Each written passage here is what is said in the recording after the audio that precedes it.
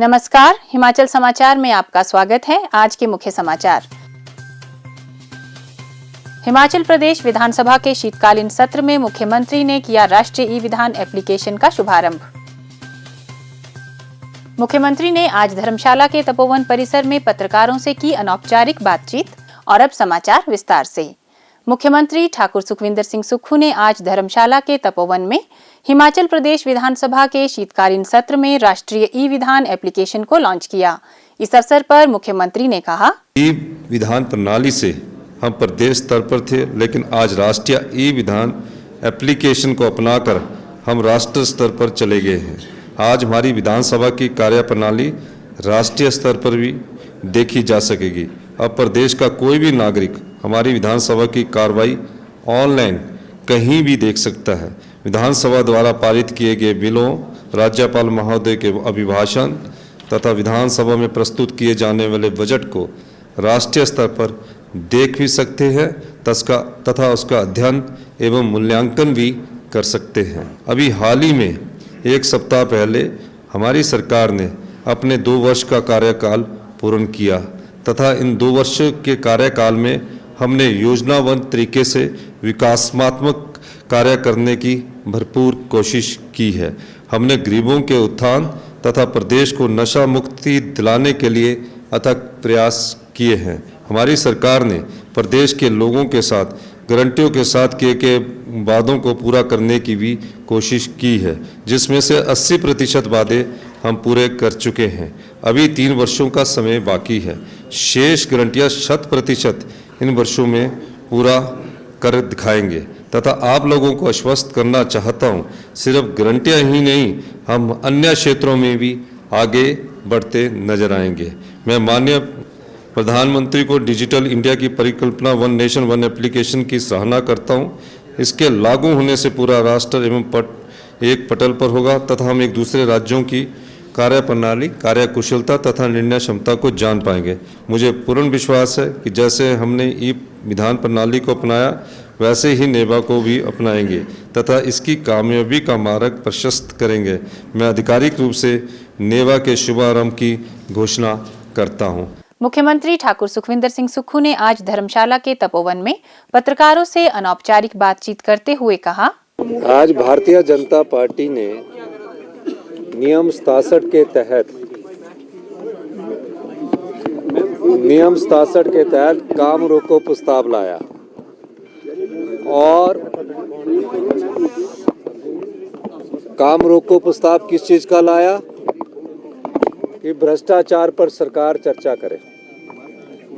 ये विडंबना ही है कि भ्रष्टाचार की चर्चा के समय भारतीय जनता पार्टी के विपक्ष के नेता जयराम ठाकुर जी आज सदन में उपस्थित ही नहीं थे और सदन में उपस्थित नहीं थे तो जो भारतीय जनता पार्टी 5 गुटों में बटी है, मैं चाहता था कि जयराम ठाकुर जी सदन में उपस्थित होते, क्योंकि जो भ्रष्टाचार के मुद्दे पर बात कर रहे थे वो मुद्दा नहीं है। ये एक आरोप लगाने की प्रक्रिया में कौन आगे आना चाहता वो है। और मैं ये भी कहना चाहता हूं कि अध्यक्ष महोदय ने बार बार कहा है, कुछ बातों को उन्होंने कहा है, जो बात ये लोग कर रहे हैं, जिस प्रदेशाध्यक्ष के नेतृत्व में आज रैली हो रही है, उस प्रदेशाध्यक्ष के पर जब वो स्वास्थ्य मंत्री थे और जिस स्वास्थ्य मंत्री के नेतृत्व में पीपीई किट घोटाला हुआ और उसके बाद उनको एक आंतरिक राजनीतिक षड्यंत्र के तहत डॉक्टर राजीव बिंदल जी को हेल्थ मिनिस्टर के पद से हटा दिया गया। हेल्थ मिनिस्टर के पद से हटाने के बाद फिर राजनीति आंतरिक चली और आज जिस हेल्थ मिनिस्टर को जयराम ठाकुर जी ने हटाया था, उसी हेल्थ मिनिस्टर के नेतृत्व में भारतीय जनता पार्टी के प्रदेशाध्यक्ष बने। आज उनके नेतृत्व में वो भ्रष्टाचार जन आक्रोश रैली कर रहे हैं। मैं ये जानना चाहता हूँ कि कहीं ना कहीं भारतीय जनता पार्टी की आंतरिक कलह इतनी जगह है जो 5 गुटों में बटी है। जो आप बात कहना चाहते हैं 3 बजे तक जयराम ठाकुर जी आए नहीं, पहले ही हाथ खड़ा करके बोला कि आज सारा ही कार्रवाई स्थगित कर दो। भाई 11:30 से लेकर आपकी रैली तो 12:30 थी। 1 बजे बंद होना था, 1 बजे तक तो हाउस में बैठे रहते तो गंभीरता उनकी नजर आती है। दूसरी बात, क्योंकि बीजेपी में पहली बार ऐसे देखने को मिला है और ये बड़ी विडंबना है इतिहास की कि बीजेपी के विधायक जो है वो कोई भ्रष्टाचार की बात नहीं कर रहे हैं। ये खरीद लिया, वो खरीद लिया, इस जगह को इतने में खरीदा, इस जगह को इतने में खरीदा। तो फिर आप बताइए कि भ्रष्टाचार हुआ कहाँ? इसलिए नहीं वो सिर्फ भ्रष्टाचार के शब्द को लाना चाहते हैं। भ्रष्टाचार का शब्द हुआ, उन्होंने कहा सोचा कि नियम 67 के तहत सरकार स्वीकार नहीं करेगी और हम वॉकआउट करके रैली में चले जाएंगे।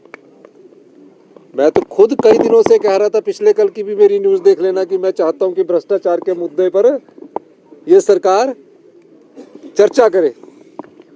और जैसे ही हमने स्वीकार किया तो फैक्ट्स कुछ नहीं थे।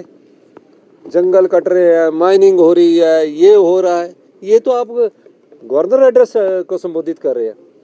फैक्ट्स हम लाएंगे कल, और जो भी भ्रष्टाचार में लिप्त व्यक्ति होंगे, जिनके खिलाफ साक्ष्य होंगे, हमारी सरकार ऐसे लोगों के खिलाफ सख्त कार्रवाई करेगी।